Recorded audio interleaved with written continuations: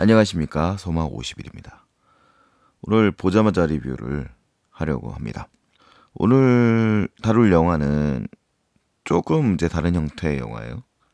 넷플릭스에서 제작한, 제작비가 1억 5천만 불 정도로 추정이 되고 있습니다. 넷플릭스 영화라고 했을 때도 상당히 큰 규모의 제작비의 블록버스터급 영화죠.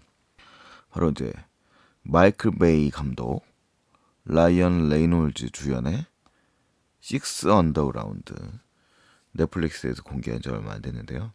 그 영화를 이야기하고자 합니다. 뭐 아시다시피 마이클 베이는 뭐 90년대 중후반에 뭐 상당히 흥행작들을 많이 연출한 감독이에요. 제일 유명한 작품은 역시 뭐 시리즈물로 만들어서 지금까지도 이제 이어져 왔었던, 하지만 동시에 마이클 베이라는 이름에 실망감을 크게 안겨줬던 트랜스포머 시리즈가 있죠. 트랜스포머는 총 5편이 만들어졌는데 현재까지 마이클 베이가 2007년도에 첫 번째 작품을 연출하고, 그 다음에 마지막 작품 2017년도까지 만들었습니다. 뭐 이제 손을 뗀다는 얘기도 들은 것 같은데요. 마이클 베이 감독은 사실은 이제 그 광고와 이제 뮤직비디오 감독으로 되게 유명했었고, 그 명성을 가지고서 헐리우드에서 이제 데뷔를 합니다. 그 작품이 이제 95년작인 나쁜 녀석들이에요. 1995년도에 이제 나쁜 녀석들이 만들었을 때 이 영화 상당히 인기가 많았습니다. 이 영화는 뭐 이렇게 큰 규모의 영화는 아니었고, 뭐 윌 스미스와 마틴 로렌스를 이제 결정적으로 스타로 만든 좀 영화죠. 이 마이클 베이 영화의 특성을 거의 이제 이 영화에서부터 다 보여줘요. 뭐 끊임없이 떠들어대는 수다들, 시답지 않은 농담들, 그 다음에 이제 화려하게 현란하게 돌아가는 카메라, 폭발하는 자동차, 뭐 이런 것들이 이제 반짝반짝한 화면들, 이런 것들이 이제 다 나쁜 녀석들에 보여주죠.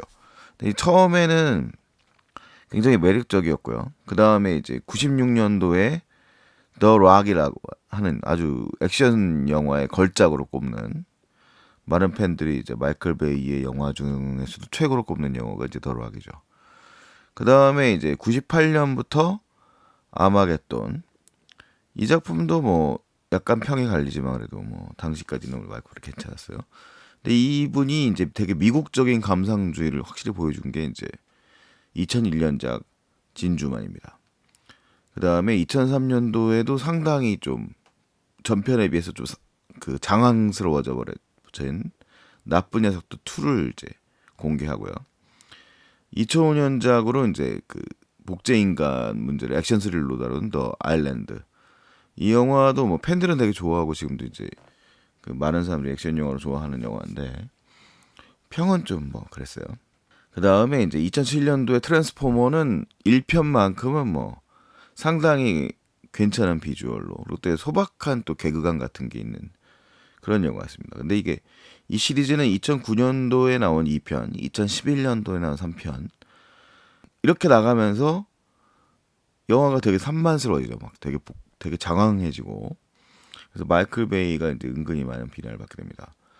그 와중에 이제 2013년도에 페인 앤 게인이라는 좀 소품 영화를 찍었어요. 이게 실화를 바탕으로 하고 있는 상당히 좀 블랙 유머가 있는 영화입니다. 뭐 약간 좀 끔찍한 장면도 있어서, 예. 뭐 호불호가 좀 갈리죠. 그 다음에 2014년도에 트랜스포머 4편 리뉴얼을 하죠. 배우들도 교체를 하고. 그 다음에 2017년도에 트랜스포머 라스트 나인, 이 영화 솔직히 안 봤습니다. 이 이후에 리뉴얼 작품 5편은 4편까지는 어떻게 또 리뉴얼을 기대하고 본 것 같은데 5편은 안 봤습니다. 그 다음에 이제 2016년도에 13시간이라는 이제 리얼타임 액션물로 뭐 다시 좀 평가를 또 좋은 평가를 좀 받습니다. 이 영화가 약간 이제 뭐 이런 물에 좀 그 사실감이 있는 연출에도 사실 재능이 있는 감독이에요. 그리고 이제 2019년도에 이제 넷플릭스 자본을 통해서 이 식스 언더그라운드를 만들죠. 식스 언더그라운드는 그간에 이제 보여줬던 마이클 베이의 그 영화 액션 장르에서 봤던 안 좋은 면들이 솔직히 많이 보이는 영화입니다. 여전히 뭐 개선된 건 그다가 없어요. 영화 자체는 뭐 번쩍번쩍합니다. 일단 이 영화는 피렌체를 배경으로 딱 오프닝 시퀀스를 열어버려요. 굉장히 요란하고 굉장히 많이 부서지고 뭐 박물관도 뚫고 가고 볼만합니다. 그 장면 자체로는 스펙타클하죠. 그 다음에 이제 뒷부분에 이제 그 작전을 임무를 완수하는 그 장면도 되게 길어요. 이 마이클 베이 감독은 이제 액션 시퀀스에 뭐 상당히 공을 많이 들이고 그 다음에 하는데 이게 뭐 약간 이제 뭐라고 할까요? 동호반복이라고 해야 될까요? 장면 연출 스타일들이 너무 이제 좀 과장돼 있잖아요.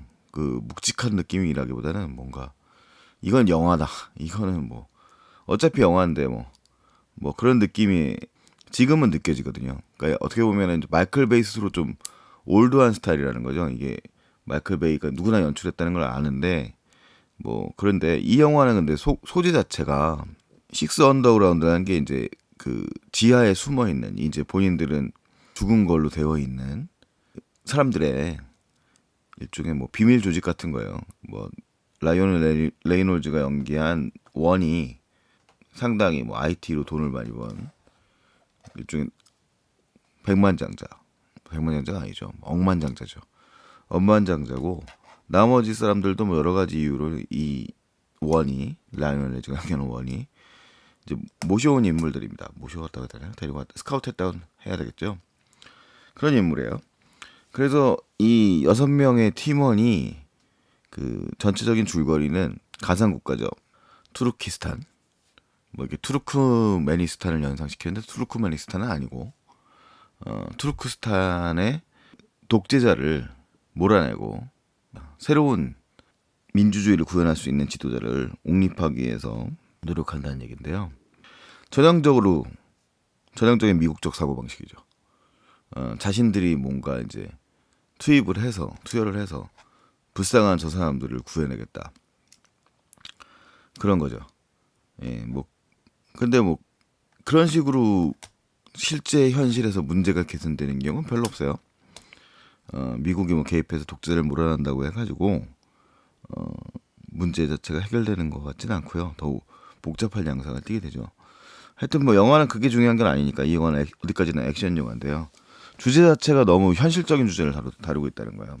액션은 지나치게 이제 마이클 베이스러운 화려하고 뭐 이건 뭐 누가 말은 식스 언더로다 이거 비밀 조직인데 전혀 비밀스럽지 않거든요. 행동하는 것들은 뭐 첫 장면부터 형광색 자동차로 피렌체를 가로질러서 마구 달려나갑니다. 뭐 사람도 치고 뭐 자동차도 부서지고 아주 뭐 달려나갑니다. 그런 사람들이 이미 자신들은 죽은 인물이라고 이제 사라진 인물이라고 한다고 해서 문제가 해결될 것 같진 않은데 어쨌든 간에 영화니까요. 그래서 그런 장면들 뭐 장면 자체의 재미가 있다고 이제 생각을 해야 되니까 그런 측면으로 이제 전개가 되는 거고요. 그래서 이 영화는 이제 그 세계적인 규모예요. 첫 번째는 피란체로 갔다가 그 다음에 이제 투르키스탄으로 설정된 것들은 보니까 이제 아부다비에서 주로 촬영이 됐습니다. 그래서 좀 약간 그 투르크스탄 그러면은 이제 우즈베키스탄, 투르크메니스탄, 타지키스탄 다 중앙아시아 지역에 있잖아요. 근데 실제 배경 촬영은 이제 아부다비거든요. 그러니까 되게 화려합니다. 번쩍번쩍거리는 동네고. 그 다음에 이제 홍콩에 나오고요. 그 이 주인공들이 구해야 될 사람이 이제 홍콩의 그 고층 탑 위에 있거든요. 뭐 일종의 뭐라고 할까요? 홍콩은 이제 저도 뭐 한 2번 가봤습니다만 뭐 굉장히 고층 탑이 이제 마천루가 아주 대단한 동네니까 그런 이미지를 이용하려고 했던 거겠죠. 그래서 이 영화에서 사실은 이게 되게 말하기가 애매한데 뭐 사실감을 요구할 수 있는 건 아닌데 주제 자체는 되게 정치적인 이야기를 다루고 있단 말이에요. 근데 그 과정 자체는 그냥 전형적인 액션물의 틀을 따르다 보니까 뭔가 위화감이 있습니다. 여전히 라이언 레이놀즈는 그 데드풀과 이제 데드풀 이후엔 계속 좀 이런 식의 농담 연기들을 많이 하는데 그 마이클 베이도 그렇거든요. 계속 뭐 배드보이스나 뭐 그 되게 농담들 툭툭 던지면서 그런 연기를 그런 연출을 많이 하는데 이 영화는 조금 장황스러워요. 영화 자체가 등장인물이 이 팀이 6명이지 않습니까? 6명의 스토리가 또 한 번씩 다 언급이 되거든요. 그 스토리도 이제 플래시백으로 나오고 그 다음에 이제 이 정치적인 이야기로 풀어가야 되니까 좀 복잡하잖아요. 그러니까 막 장소도 바꿔야 되고 그러다 보니까 영화가 좀 집중해서 쭉 나간다는 느낌이었고 뭐 이건 제 느낌입니다. 뭐 IMDb 평점은 뭐 생각보다 나쁘지 않다고 6.2 정도니까 그냥 평범한 영화. 뭐 평범하고 좀 재미도 느끼는 사람도 있는 영화. 뭐 이 정도로 생각을 할 수 있는데 뭐 그렇습니다. 그래서 이 영화 솔직히 뭐 생각하고 보기에는 주제 자체는 되게 그 스토리 자체는 복잡한 주제를 다루고 있지만 영화 자체는 되게 가벼운 영화거든요. 뭐 사람이 죽어나가는 사람도 있고 그러긴 한데 뭐 그래서 일종의 이 영화는 정치적인 이야기들보다는 굉장히 어려운 임무를 수행해서 그 이상주의자인 리더의 뜻에 따라서 움직이게 되는 사람 일종의 팀워크를 형성하는 새로운 가족을 만든다는 전체적인 그런 내부 플롯도 가지고 있어요. 그래서 영화를 보시면서 뭐 마이클 베이 영화를 보시면서 뭐 이렇게 깊은 생각을 하실 분들은 별로 없을 것 같긴 한데 저는 사실 중간중간에 조금 왜 이렇게 장황해라는 느낌 되게 많이 받았습니다. 그래서 뭐 그 마이클 베이의 약점이 다시 또 이제 뭐 느껴지는 거 아닌가라는 생각이 듭니다. 그래서 좀 아쉽고요. 이왕이면 잘 빠진 영화였으면 좋았을 텐데라는 생각이 좀 들고 대신 이제 넷플릭스에서 되게 이제 번쩍거리는 액션 영화를 원하신다면 이 영화에는 뭐 이 마이클 베이의 각인이라고 할 수 있는 슈퍼카, 뭐 대형 폭발, 추락하는 사람들 뭐 그런 것들이 계속 등장을 하고 있기 때문에 뭐 가벼운 마음으로 보신다면 이게 어차피 가상 국가니까요. 뭐 그렇게 또 뭐 이상하진 않을 수도 있을 것 같아요. 솔직히 뭐 저는 이미 마이클 베이라는 감독의 이제 스타일, 지나치게 미국적 사고 방식들이 들어가 있는 제가 처음에 느꼈던 건 이제 나쁜 녀석들 2에서 그 폴리스 스토리 1편에서 판자촌을 부수는 장면을 거의 따라했던 것 같은 장면이 나오거든요. 근데 그 장면에서부터 좀 과하다는 생각을 되게 많이 했었어요. 뭐 그 아마겟돈도 뭐 그렇지만 근데 이 영화에서도 뭐 이 사람의 그런 좀 제3세계를 바라보는 시선이라고 하는 게 뭐 여전히 뭐 크게 달라지지 않았고 뭐 이 팀원 자체들은 나름 다국적입니다. 라이언 레이놀즈는 원래 뭐 여기는 물론 미국 사람처럼 나오는데 원래는 캐나다 배우죠. 그 다음에 뭐 멜라니 로랑이라는 배우는 이제 투인데 이 배우는 그 프랑스 배우입니다. 마누엘 가르시오 로팔로라고 이제 이 히트맨 역할을 하는 쓰리라는 역할을 하는 친구는 그 멕시코 출신인 것 같아요. 그 다음에 뭐 벤 하디라고 해서 우크라이나 출신으로 나오는데 이 친구는 저게요. 보헤미안 랩소디에서 잘생긴 드러머 로저 테일러 역할을 했던 사람이에요. 그 아드리안 아르조라라고 하는 5번 5 역할을 하는 배우도 이분은 이제 푸에르토리코 출신 배우고요. 그 다음에 이제 영화 초반에 드라이버 역할하는 이제 식스 역할의 데이브 프랑코는 이제 뭐 미국 배우죠. 그 다음에 흑인 배우로 코리 호킨스가 나옵니다. 이 세븐 역할로 나중에 이제 스나이퍼 역할을 하는데 이 양반은 저기 콩 스콜 아일랜드와 그 다음에 스트레이트 아웃 컴프턴에서는 닥터 드레 역할을 했던 분이고요. 뭐 블랙 클랜스맨이라는 그 스파이크의 영화도 나왔네요.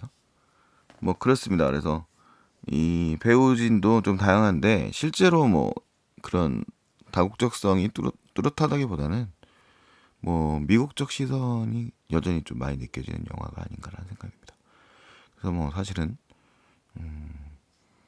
뭐 기대 좀 했었거든요. 이게 나쁜 녀석들이 1편이 줬던 좀 그런 컴팩트한 작은 규모의 연출을 마이클 베이가 해낸다면 사실은 그런 영화는 좀 재미가 있어요. 그 뭐 마이클 그 나쁜 녀석들이라든가 그 다음에 트랜스포머 1편 같은 경우는 상당히 재밌게 봤던 영화고 뭐 더락이야 뭐 더락도 좀 장중하고 장황스럽긴 한데 어쨌든 괜찮은 영화였고 그래서 좀 기대를 했었는데 뭐 여전합니다. 그냥 뭐 평범한 마이클 베이의 영화가 식스 언더그라운드가 아닐까. 이 마이클 베이 연출을 좋아하는 분들이라면 이 스타일을 여전히 좋아한다. 그럼 뭐 괜찮고요. 뭐 이제 좀 별로다라고 하면 뭐 여전히 별로인 그런 연출 스타일을 보여줍니다. 뭐 이상 식스 언더그라운드 집에서 바로 보고 리뷰를 했습니다. 여러분도 뭐 제가 말씀드린 내용을 참조하셔서 선택하셔서 보시면 좋을 것 같습니다. 넷플릭스에 상당한 예산이 투여된 야심작 식스 언더그라운드에 대한 보자마자 리뷰였습니다. 그럼 안녕히 계세요.